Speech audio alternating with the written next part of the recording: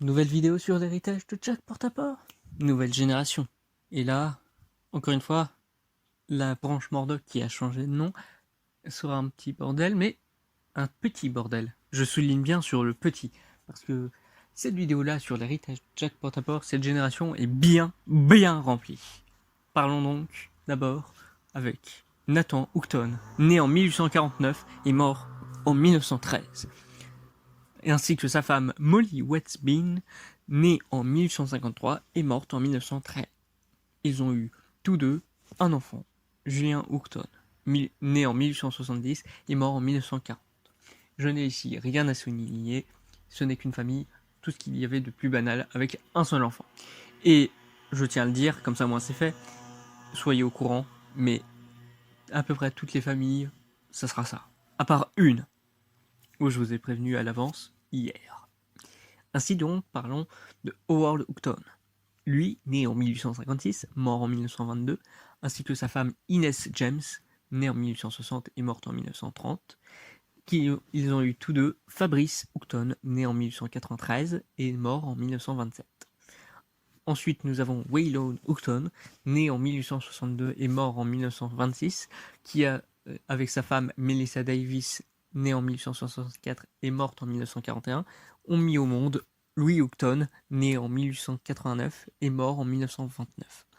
Nous avons par la suite Matthew Miller, qui est né en 1843 et mort en 1899, a épousé Camille Pandangonia, née en 1842 et morte en 1919.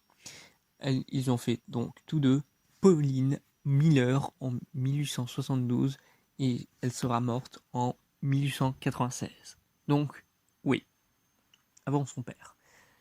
Les raisons de sa mort seraient une leucémie assez forte, qui l'a fait mourir un peu plus tard que d'autres gens qui l'ont eu, mais il l'a quand même tué à 24 ans. Ensuite, nous avons Roger Miller, qui est né en 1851 et mort en 1910, et sa femme Tiffany Minster, née en 1855 et morte en 1911, ont eu Garance Miller en 1876 pour qu'elle meure en 1907. Et là encore, c'est même avant ses parents. Mais la vraie raison, c'est un accident. Un accident qui a été tragique. Nous continuons dans une nouvelle branche, les Molvik, avec Monica Molvik, née en 1857, morte en 1924, et son mari Quentin Abovitch, né en 1850 et mort en 1920, qui ont eu tous deux Karine Miller en 1884 pour qu'elle meure en 1915. Et là encore, avant ses parents.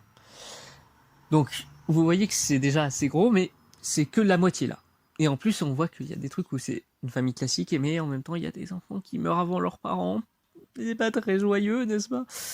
Mais bon, parlons maintenant, continuons dans la branche Molvik, avec Amandine Molvik, née en 1860 et morte en 1932, ainsi que Dorian Potrich, né en 1857 et mort en 1915. Et je tiens à le préciser, il est mort lui, avec la guerre. Il a dû la faire. Mais vous allez remarquer qu'il y a eu beaucoup plus. Ainsi, ils ont eu tous deux quand même Claire Potrich en 1879 et morte en 1931. Ensuite, nous avons une nouvelle branche, les pobristes, et je vous l'ai dit, il y en aura beaucoup, donc préparez-vous, mais pas forcément avec eux. Attention, ça peut être assez drôle, mais Yann Pobrist, né en 1852 et mort en 1916, a été avec Yannick Troutchev, née en 1857 et morte en 1907, pour que leur fille, Megali Pobrist, leur seule fille, leur fille unique, soit née en 1890 et morte en 1956.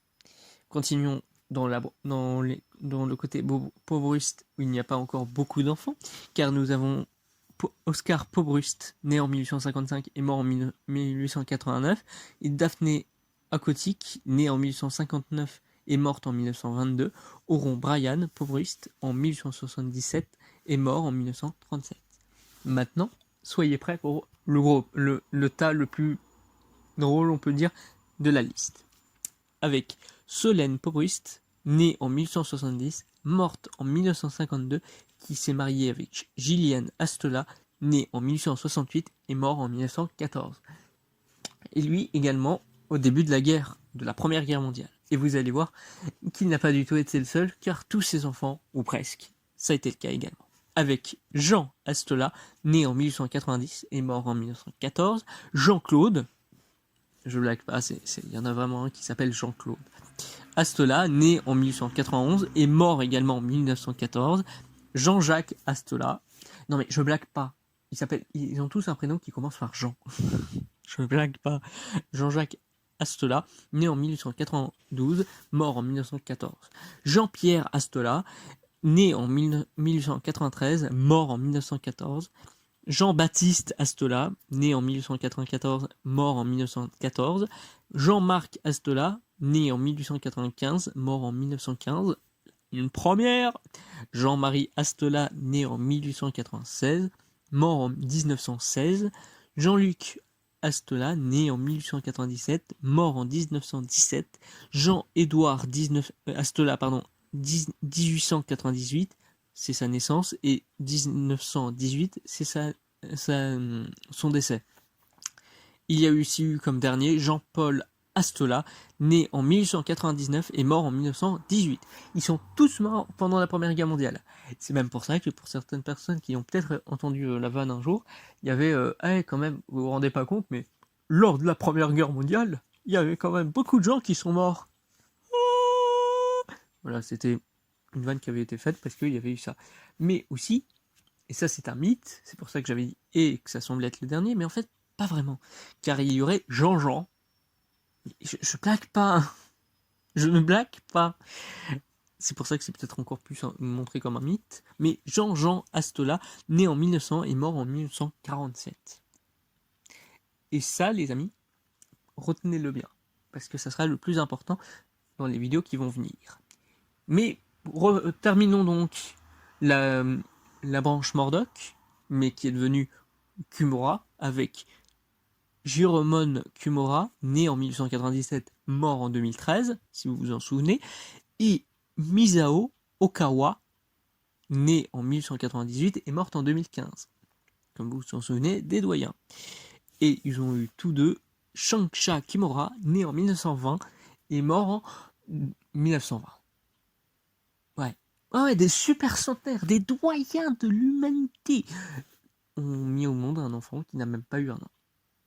Et anecdote, même pas une minute. Parce que l'enfant, le jour de sa naissance, en fait, était vivant, tout se passait bien.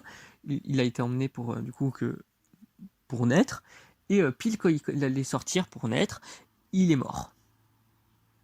Donc, il n'aura même pas vécu plus ou moins une seconde. On n'aurait pas de truc précis pour le savoir.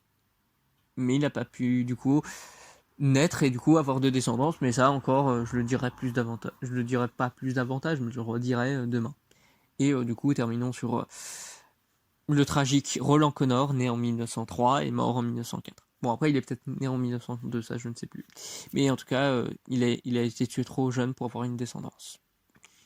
Voilà. Et comme je l'ai dit, c'est un gros bordel, mais voilà, c'est la plus longue. L'épisode 1 reste quand même plus long avec les explications, mais les explications pour vous savez quoi arrivent demain. Je vous dis donc bye bye tout le monde pour la suite de la famille Partaport. Tchuss!